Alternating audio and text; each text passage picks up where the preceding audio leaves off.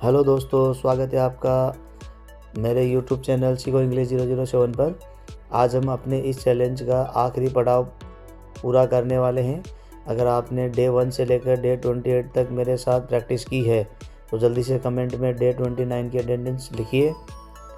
और दोस्तों, क्या आपने बचपन में प्यासे कौवे की कहानी सुनी है? अगर बचपन में नहीं तो स्कूल में सुनी होगी। आज हमारा 30 डे इंग्लिश चैलेंज का डे 29 है और आज हम इसी फेमस कहानी the crow and the pitcher को बिल्कुल नए अंदाज में इंग्लिश में सीखेंगे। आज की स्टोरी में हम थ्रस्टी, पिचर और पैबल्स जैसे ज़रूरी वर्ड सीखेंगे और लाइन टू लाइन हिंदी अनुवाद करेंगे। इस कहानी का मोरल हमें सिखाता है कि दिमाग से इस्तेमाल कैसे करें। तो चलिए शुरू करते हैं आज की इस एक्साइटिंग क्लास का। तो आज की हमारी कहानी का नाम है the crow and the pitcher. तो दोस्तों, यहाँ पे पिचर का मतलब होता है बर्तन या जार या कोई jug. It was hot summer, भीषण गर्मी का समय था।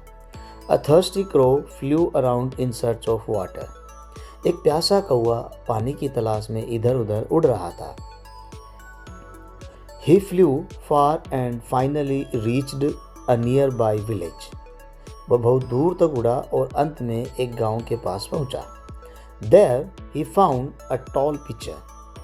वहां उसे एक ऊंचा घड़ा या सुराही मिली। घड़े जैसी सुराही, पिचर यानी जो घड़े जैसी सुराही होती है ना।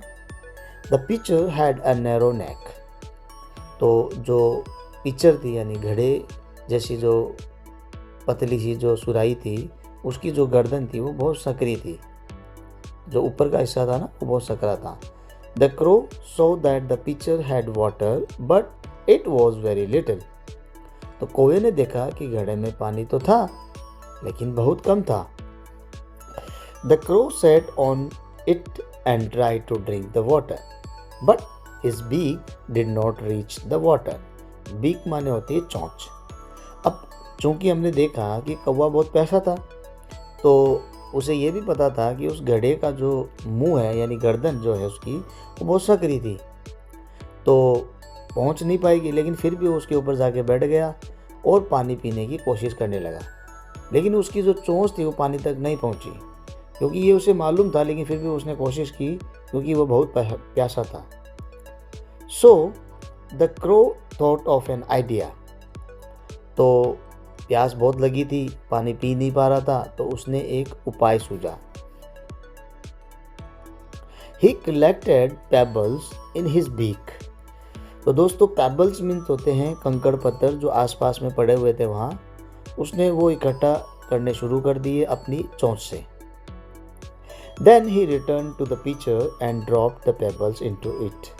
और क्या किया, एक एक करके जो कंकड़ उसने इकट्ठे किए थे वो सारे मतलब वहाँ पे जो पड़े हुए थे कंकड़, उसने उन कंकड़ों को घड़े में डालना शुरू कर दिया। Slowly the water came up to the neck. तो धीरे धीरे जैसे जैसे उसने उसमें कंकड़ डालता गया, धीरे धीरे पानी जो था वो घड़े की गर्दन तक ऊपर आ गया, यानी पानी धीरे धीरे ऊपर आ गया। The crow was proud of himself. तो जाहिर सी बात है उसने इस काम पे सक्सेस पा ली थी, तो कौवा खुद की जो काम था उसके खुद के काम पर बहुत गर्व महसूस हुआ। The crow drank to his heart's content and flew away happily to his tree. Content का मतलब होता है संतुष्टि। तो कौवे ने जी भर के पानी पिया और खुशी खुशी अपने पेड़ की ओर उड़ गया, संतुष्ट था वो। तो आज की हमारी मॉरल है, use your intelligence to get things done. यानी शिक्षा हमारी ये है कि काम पूरा करने के लिए अपनी बुद्धि का प्रयोग ज़रूर करें।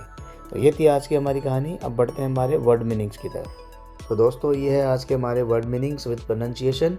थर्स्टी यानी प्यासा, सर्च यानी तलाश, रीच्ड यानी पहुंचा, नियर बाय पास के या नज़दीकी, पिचर यानी घड़ा या सुराही, नैरो यानी संकरा पतला, नेक यानी गर्दन, बीक यानी चोंच, थॉट यानी सोचा, आइडिया विचार या उपाय, कलेक्टेड इकट्ठा किया, पेबल्स कंकड़ छोटे पत्थर, ड्रॉप्ड गिराया डाला, प्राउड यानी गर्व, हार्ट्स कंटेंट जी भरकर या मन भर के, इंटेलिजेंस बुद्धि या समझदारी।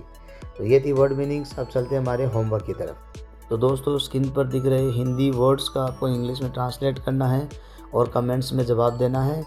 और जो कमेंट्स में जवाब देगा मैं उसके कमेंट्स को लाइक करूँगा और वहाँ पे उसको मैं इसका सेंटेंस भी बताऊँगा। और यूँ ही आप प्रैक्टिस करते रहिए और मिलते हैं हमारे इस सीरीज़ के एंड यानी 30 डेज़ के अंदर।